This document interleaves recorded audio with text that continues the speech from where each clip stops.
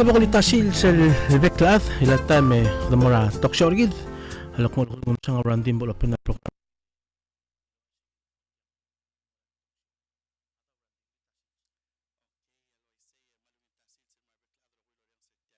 EPFM Eco Paradise 87.9 FM Madrid 1584 AM man mga sula adal kuktun in tek ubet sel shorgid ngatyang lobeng keda akura tabebira okya gida belu belaw tigel kuk tourist el me visite belaw makuk me orior belaw nganya terutir el gim daglo orior el mrula kura video el gira la climate change en eso algo kura mo ngadu til gira la orior toera filming matoera producing may gigil kuk toera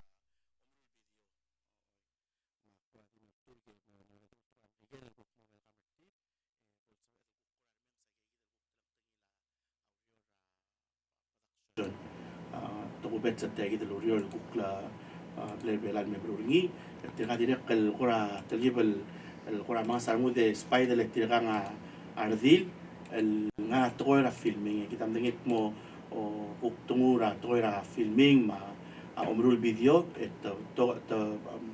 مستر هذا النا السلا تجد الأوريول أرسال من قرى نسواد القرى من سابق perspective تيري مدينة guk wangrang aku ko singirar dil guk matay gid to ko filming ma production so punite po ko to legal.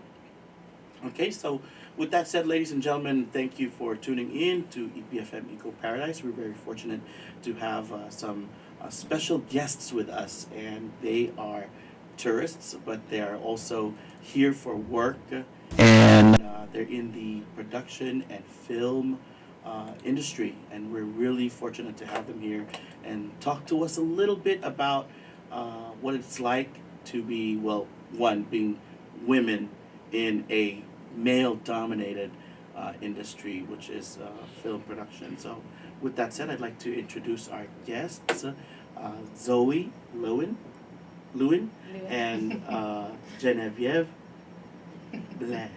Blay. Don't make me. Oh my God, I'm sorry. All right, so I hope I didn't butcher your names, but both of you are from London. You're working in London, not from London, but you're both working in London, and you're here on a project. You're working on a project on climate change, and we really want to hear your perspectives on, your work and production and film and all of that.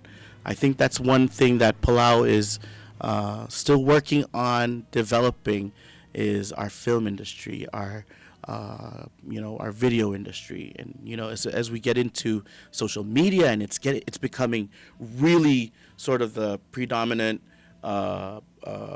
medium where you can put out your messages. This is something that we're really interested in, and we're really interested in finding more about you guys. So I'd like to hand over the mic and let you guys introduce yourselves and tell us a little bit about your background. Thanks, Randy. Shall I go first? Yeah, go. Sorry if I just start giggling. No problem, yeah. No, thank you very much for having us here. I will just start by saying this is incredibly nerve-wracking to have the cameras now turned on us. Right, because usually you're behind the scenes. Yeah, and there's a BTS. reason for that. Yeah. No, but it's thank you for inviting us on. It's lovely to chat. And it's been a pleasure to be filming here in Palau. I've worked in film production for probably almost 12 years, but started entry level. I was driving a delivery van, a big white truck around London, delivering filming equipment to local productions, and just slowly worked my way up because I always wanted to do camera initially. I loved the technical side of filmmaking, and then I did that. I started working on sets as a camera assistant and then a camera operator, and then I just sort of fell into producing by accident with a company. It was actually quite a female-dominated company at the time, and the director of that company liked that I had a technical background, and then I just started producing, and I loved it. And I still sort of dip into the technical side now, but I really just wanted to hone in on one thing. I mean, we were just speaking yesterday about being a jack of all trades and a master of none, but I think it's important to have a perspective on all of, because filmmaking encompasses so many different roles. And I think that's actually what I didn't realize when I first started, was I just wanted to work in film, but no one ever told me or showed me what you could do. There's everything. There's production, which is the producing side. There's the production management, which is logistics. There's the technical side, which is camera, lighting, sound. There's the equipment side, which is sort of tripods, grips, sliders, dollies, cranes. And then there's hair, makeup, there's costume, there's wardrobe. You know, the list just goes on. There's even logistics, there's van drivers, there's catering.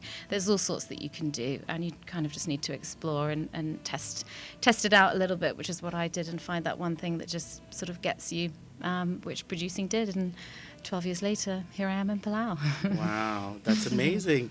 And Genevieve? Oh, thank you so much. Yeah, thanks. I just want to echo, like, it's been so wonderful to be here. We feel really, really lucky to be in Palau right now, so thanks. I guess my background actually started at university, doing it kind of in my spare time, so student television, and I just completely fell in love with making television shows. So I interned, and then that's how I sort of worked my way up, just, you know, entry level, and then researching, going up that kind of editorial side, so then coming into producing. I love documentaries, and I just think it's wonderful to be on like an all-female team on the London side. Me and Zoe work really well together, so it's been wonderful coming out here. But yeah, same here. I didn't really know the different sides, the fact that there is management and all these logistics. You know, it takes a huge team of people to put together a documentary. And like Zoe was saying, there's so many different elements. So if you want to get stuck in, there are ways to do it. And, you know, maybe start out volunteering if you're entry. But yeah, researching, doing all of that kind of background stuff is really fascinating as well. So if you're more technically minded or maybe more academic, like there's always a route in. Everybody you'll speak to has a completely different trajectory. And I think that's what's super interesting. Everybody's really different, so it's really fun. And you're mentioning that there's all these different parts to production, and we gotta like have all these different roles and to create one thing. But there's only two of you guys here. Can you tell us a little bit about how you're working here and how you're putting this together? Like, what goes into this type of production? Yeah, so you just see the two of us, but trust me, there is a big team. Yeah, it's not back just in us. London. I mean, you know, we were the lucky ones that got the ticket out to Palau, which everyone obviously wanted. So we do feel very fortunate. But no, there's a whole team that work Monday to Friday in a London office in central London, who sort of run the show from behind the scenes, run the production. Obviously, there are complications with time difference, and sometimes we don't have the best signal. And, you know, we're ahead of time, they're sleeping, and we need something, but they can't action it for 8 hours. So a lot of with documentary filmmaking in general, you've got to be ready to just, things change at moment's notice, and you, the people on the ground, you've got to make, as a producer as well, you're heading up the production, you've got to be in a position, you've got to be ready to make decisions, not hesitate, and, you know, for the welfare of the crew, for the sake of the story that you're telling, you've just got to be ready to step in. But there is a whole team of production staff back home who've just supported us before we got to Palau, you know, with the research, with the liaising, editorial with the story, setting up calls with, you know, potential contributors, and then, you know, all of the budgeting and flights and getting us here, making sure that we're trying to find the most direct route for us to get here, to sort of minimize the waiting time in airports and minimizing costs, but also, you know, taking our welfare into consideration, because if we get here and we're exhausted and we go straight into filming, you know, that those first few days are going to be tough and the story might suffer. So you've got to sort of plan, okay, how many exact filming days do we need? Do we need a prep day? Do we need a rest day to acclimatize after the travel and to the time difference? And we did do all those things, and I think we did it pretty well. There's always learnings in hindsight, things we would have done differently, but you know, everyone back home supported us along the way, and we figured out the rest when we got here. Yeah. And obviously we've been really lucky because on the ground, we met you, and there's a whole team here that we've been really relying on, that support from everyone that's worked with us. So we were super lucky that we could just arrive in Palau. You were actually waiting at the airport for us, so thank Gave you us a for big that. hug. Yeah, literally just having those open arms and welcoming us. It was just really special. So we wanted to say thanks. Yeah, and I have to say, I honestly, I was surprised that it was only 2 women, and I was like, wow, because Palau, we don't really have much production companies, and so being able to see 2 women really do some really awesome work was so motivational, and it made me think of a lot of my sisters that are interested in it, but they're also like, maybe I'm not really for this, and they kind of shy away from being the camera woman, or shy away from doing some really cool video productions. What would you say about that? How would you describe being a woman in a male dominated job like this? It's so. Does that come up a lot, or does it of really course. not? I mean, Absolutely, it's the same. I think anywhere you go, there's definitely a skew towards there's traditionally more men in the production, especially the technical roles. And when I started out in a technical role, I mean, of the sort of 50 of my peers that worked in this one camera kit room, I mean, I was probably one of 3 girls. I look at it as a superpower because you stand out, and I think standing out is really good, and I think that's something that women should lean into. I think the issue is that because there's a lack of representation at the top, people don't see themselves, and it's not just women, it's other groups as well, but people, if you don't see yourself at the top, then you feel subconsciously or innately that that's not something that you can go and do. It's the same with other industries, engineering.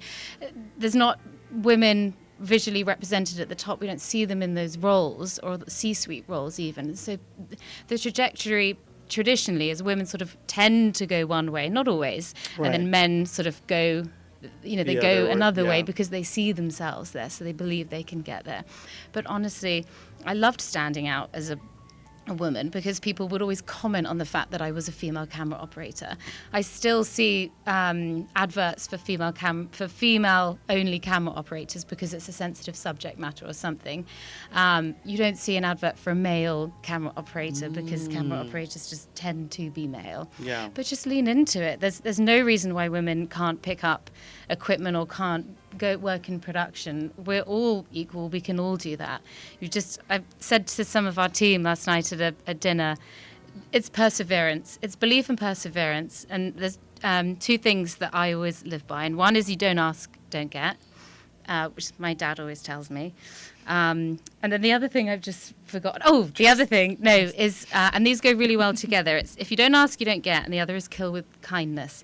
And I think if you want something from someone, ask them, but ask it in a really sincere, kind way, and most of the time you will get to where you need get it, to. yeah. Being genuine. Yeah.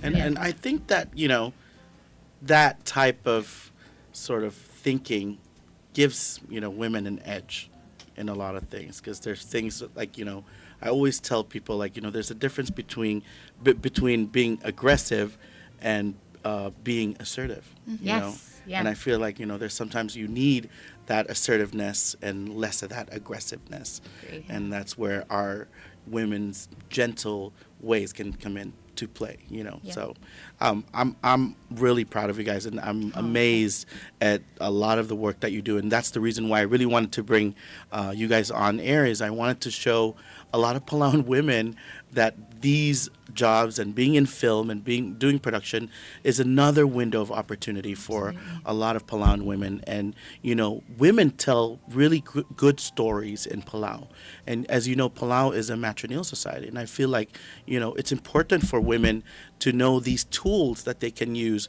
to tell our story, to tell our Palauan history, to tell our stories, our women's stories, So I'm really glad that you guys are doing this and doing this in Palau. And so with that said, I want to know more about your trip to Palau. One, you guys flew in via Taiwan, Taipei. So meaning you landed in Palau, or you were landing in Palau during the day. So you got Yes. to see Oh my Palau gosh. on your way to Palau. So tell us a little bit about that whole trip when you were about to land to Palau and you saw Palau for the first time. What was going through your mind? Yeah, I mean, I was on the side of the plane where you could look out and actually catch a little glimpse of the islands, and it was just breathtaking, genuinely stunning.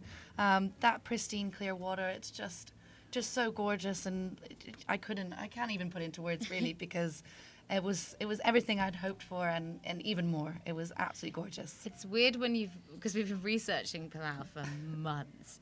So with type of Palau into Google, and that very famous image of the Rock Islands comes up, Yeah. and you kind of think, yeah, that is absolutely gorgeous, but then you Must be a filter on it. Or yeah, something. yeah, so it's an Instagram filter. Like Surely being not. media people, you're automatically thinking like, Yeah, I don't trust it. they Yeah. probably added a And, lot like of zooming filters. in, like looking. But then for you see it with your own naked eyes, Yeah. and how Yeah. does that feel? Yeah, it just absolutely takes your breath away, and you sort of, it's a pinch yourself moment. And then, even when we've just been driving around this afternoon, and I'm trying to take it all in. It's hard when you're working. You want to, when you're in a place like this, I don't want to go home and think, oh, I wish I looked more. I wish I stopped more and actually just took 5 minutes, took a breath. So I've been trying to remind myself to do that. But yeah, it's paradise, isn't it? Yeah. So the project you're working on, and I have to tell everybody about this. Like, the project we're working on is a documentary, and there's a lot of things that we cannot say on air and we cannot tell people yet because it's got to be a surprise, And so they're still going to be working on a lot of things. So we're going to try not to reveal any sort of information, but it does involve interviews, and you coming into Palau and hiring a local crew to help you, put out all these different things, like filming B-roll, interviewing people at their houses, like going into towns and finding out their challenges. How important is it to have a local crew? Yeah, I mean, incredibly important. And I think you can't, especially now that we're coming to the end of our trip, you cannot put a price on that. There's no amount of money that we could have paid, or our company could have paid internationally to find the best producer or the best director.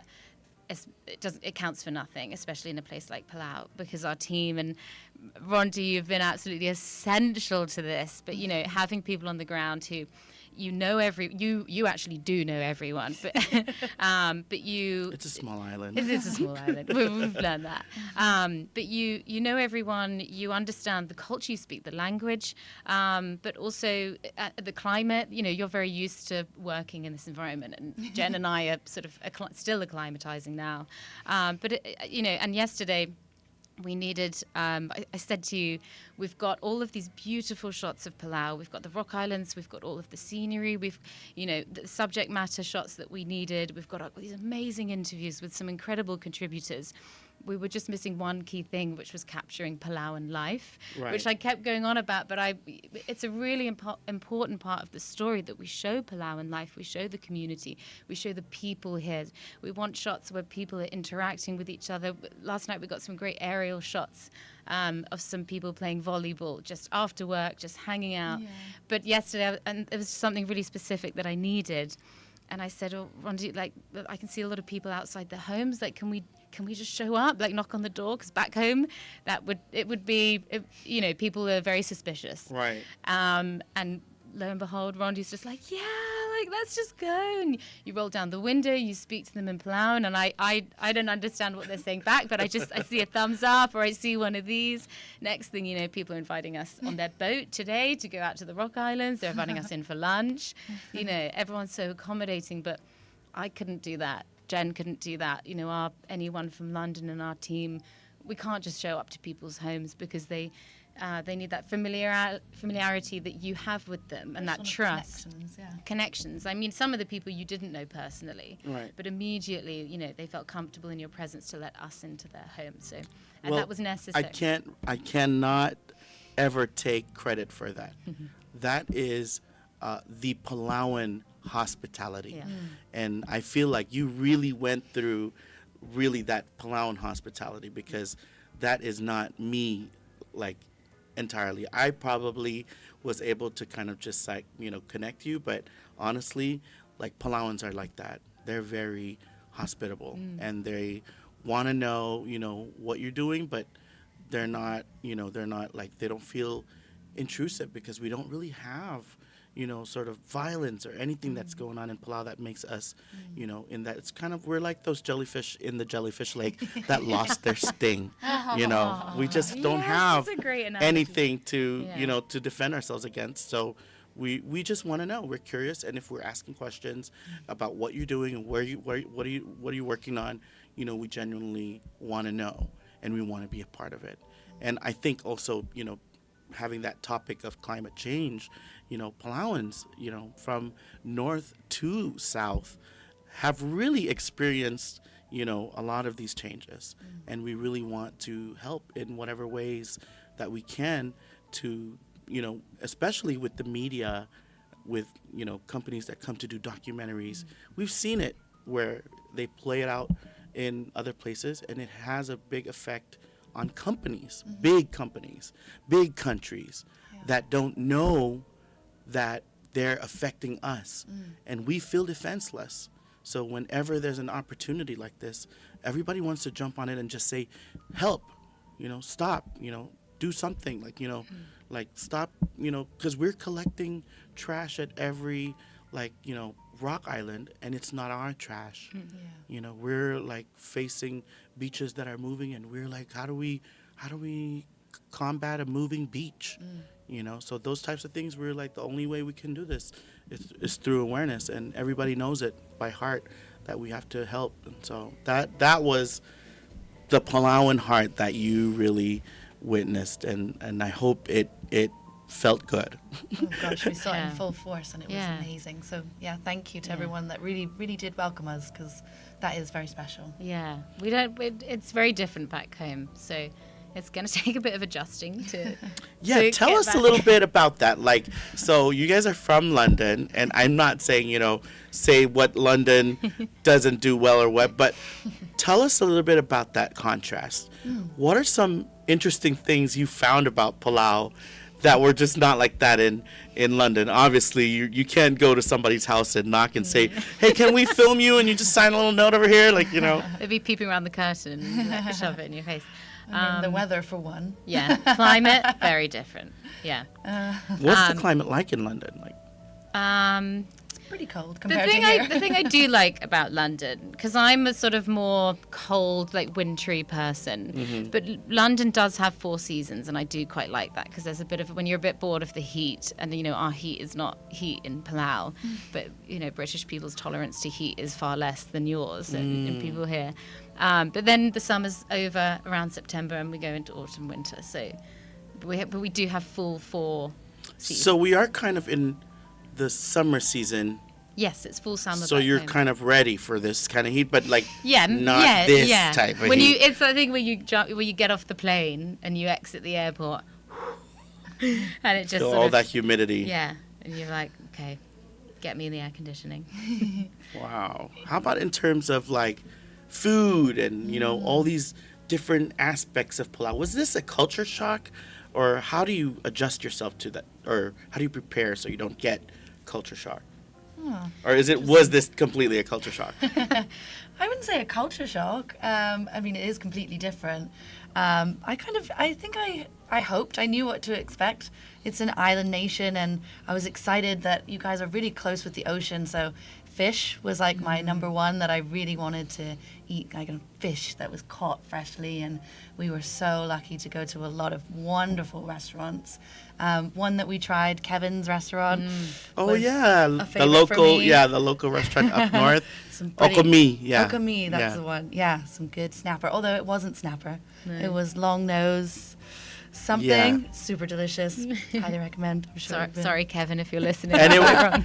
And it was grilled, and it was like prepared, like it was. Superb. I thought it was amazing, And Okami is it's a local restaurant. It's owned by a family, Yeah. and I feel like those are the types of restaurants that we have to support, because they really showcase Palau. And Yeah. I think that really came through on our plates and those delicious, the fish basil that you had. And we the- had taro for the first time, Yeah. and again, it's one thing we've been researching a lot about. We've been to the taro farms, we've spoken to taro farmers. Finally, we got to eat some. Oh, and it's delicious. Yeah, it was delicious. Yeah. That's I really want to amazing. take a taro plant home. Yeah. And have it back how home. about in terms of visuals? Like, you know, you basically researched about Palau. And you were saying, like, you know, it wasn't the same on the plane. But how about getting into the taro patch and getting into some of these very local places in Palau? Like, how did that feel going into the Palauan life? Well, I'm glad that we did it, and you know, filming a documentary gives you the opportunity to do something like that. Whereas if you're just here as a tourist, you might just go towards all the tourist-skewed places. But it was great because it means we got to meet the people who actually farm that land day in, day out, hear their story, talk to them. But then we're doing it with our local crew, so we're all sort of going on a bit of a journey together, and I really like that. 'Cause, yeah, it took us to places that I think if we would purely just here as tourists, we would have missed entirely, and we wouldn't have been able to appreciate. So there's something very special in that. Yeah. All right, that's awesome. And then, of course, how is working with the local crew? How was that like? You know, meeting the Palauans that were working, ER and Kainoa, who are also here. They were part of the crew as well. How was that like for you guys? Go on. Excellent. I mean, we Really came in we had a prep day, and we came here actually, and we had all of our equipment out on the table, and we met Kinoa, ER, RJ, Shandon, who we just saw walking along the street with his headphones on. It was brilliant. You know, I saw their faces. Everyone was very excited when they saw the equipment come in, and then I was excited as well because we trudged all this equipment over from London, and you know, there's an extra use for it. You know, it's not just us using it and shooting a documentary, but other people can get their hands on it and, you know, play with it and test it out and get a feel for it, and hopefully learn something from it. I hope that they all did, and I think what I loved the most was actually we hired a giant 12 or 14 seater bus, which is important because we're spending a lot of time together, all of us. So day in, day out, we meet at our hotel, everyone jumps on the bus. You know, we're bonding a lot. We're going through a lot of, we're having the same experience together.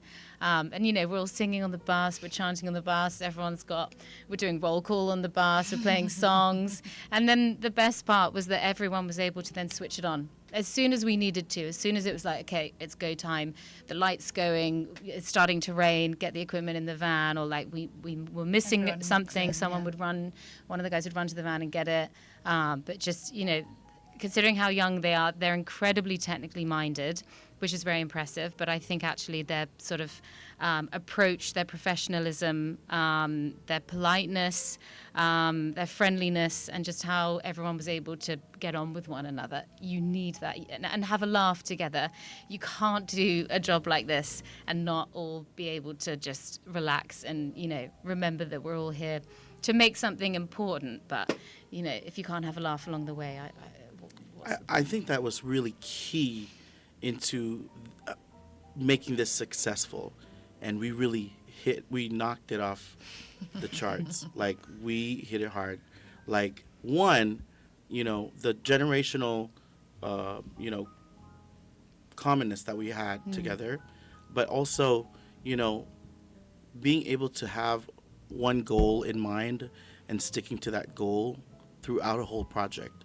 You know, and I find this I find this challenging with any work group, like wherever you're working at, you're always trying to like you need your team to have the same goal, and you know, and just having, you know, our generation and their generation, you know, the younger generation of our crew and the older generation sort of just kind of come together and have one goal, I think was really key into getting this done quickly and swiftly and successfully. And I really feel that, you know, everybody's individual roles were really important. Yeah. And, you know, those made everything so smooth. Like, I think, you know, we really worked well together, and I encourage other people to really find those, those common things between your Yeah. team and hang on to those, because a lot of times, we try to find the differences, and I think that kind of we end up, like not focusing on our goals because, this person is like this and I'm not like that, rather than like, what are the things that we are common about, and how can we really just, focus on our goal. And we really hit it hard. Like, we were like the dream team. If you need a dream team, like, this is the dream team. We could probably do anything really that whatever challenge that were thrown at us, we could probably like do it way better just because our team was really good. So I'm really excited because I want to see the end product later on. But without revealing anything, I just want to say that was one thing I really saw with our group, is that we really meshed together. Bonded. Bonded. So with that said, would you like to thank people? Are there people that you would like to thank, or you want to just, say some last few words, words of encouragement, anything? Yeah, definitely. I mean, we can't mention specifics Yeah. of who we interviewed, Okay. but definitely wanted to say thank you so much to everybody for your time, for just, giving your all. That energy and just engagement was so wonderful. And we did mention it a little bit, but anytime we turned up somewhere and we just sort of randomly asked someone if they could help us, everyone was so willing to give us, that time and to talk to us, which was just wonderful. So yeah, thank you so, so much for all of that. And thank you, everyone who we spoke to, whether you were interviewed or we just bumped into you and had a chat with you. Thank you for sharing your story with us, because, the subject matter, there's a lot going on in the world. There's an awful lot going on in Palau. Sometimes it's not easy for people to share their story, but we're very honoured that people felt comfortable enough in our presence to share the finer details of their life and their lived experience. And we hope to do it justice as well. All right. So today you're leaving back on a plane In like a few hours, yeah. to London. How long is the flight from London to Palau? Gosh, I think it took us about 35 hours, but that's because we flew to Frankfurt first, had to overnight there, and then flew to Taipei and then Koror. So 3 flights. It's quite a bit. Okay, so that same flight you're going to go through. Yeah, Going just back to about. London. We go via Vienna, but yeah, through Taipei again. Are you excited to go back? Yeah, but I'm going to miss being here. It's bittersweet. Yeah. It's bittersweet. Yeah. Yeah, absolutely. And are we going to see you again in Palau? Is that? Andy, I hope so. really hope so. I think we have to. I think we can't call this the end. Do you feel like you did all the things you needed to do in Palau? There's always more to do. There's always more. And as a producer, as a director, I mean, I think anyone in any role, you'll always wish that you had More time. more time. I think you'd always want to buy more time. But if you had more time, you'd want to buy more time. Story-wise, work-wise, I'm so happy with everything that we got. I mean, we've been spoiled. And I take away the experience personally on a really positive level. So I think I've ticked off everything. Yes, we didn't get to see all of the touristy things and all of the sites, but the experience that we had will just, I'll never forget this ever. All right, that's awesome. And it's good to know that you guys had a great experience in Palau. We're really hoping that you will come back soon and we can work again together in our dream team to do more shows or programs or documentaries. And, that's something we really want to continue to do for Palau and, do more stories like that. So thank you so much for joining us here in our beautiful island of Palau. And we wish you the best of luck going back to London. We have a safe flight and we hope to see you soon again in Palau. So thank you. Sulang. Sulang. Oh, I forgot to ask that. Yeah, what Palauan words did you learn? Ali. Ali. I don't want to say it wrong, but morning is tat. Tutao. He's trying to mouth it to me, and I'm like, All right, that's good. You need more days in Palau. Yeah, that just that says just you need to shows. come back. So Yeah. Ali, and then Yeah. thank you. Sulang. Sulang, there we go. All right. So Sulang, and thank you guys for joining us Thank you on for our having us show. so much. Alright, tamdim na gagida kuknos edit mong dakora amra nga sulit gagida okya gagida el kuknos il may telor gida gagida el programmer gida ay sa kuk experience tira ngarbelaw el programmer gida mo nga Facebook man sumusomin mo tulo meseringi sa min mo na Facebook page ang ngarbelaw ko meser gagida kuk tokol lamdong gida la atokora production ma filming plurbelaw kuk el ngani tira gida tero la kabil. So kung man nga sulin mo sa ilmetrologid, imlegigid, and back to you, Spy. Okay, sige daw lang la programmer kid. Malungulit tasil sa mergid. Anik sa toksol mesois pa Palaw National Scholarship Board. Tigigil nga sila conference room. Magiti ready yang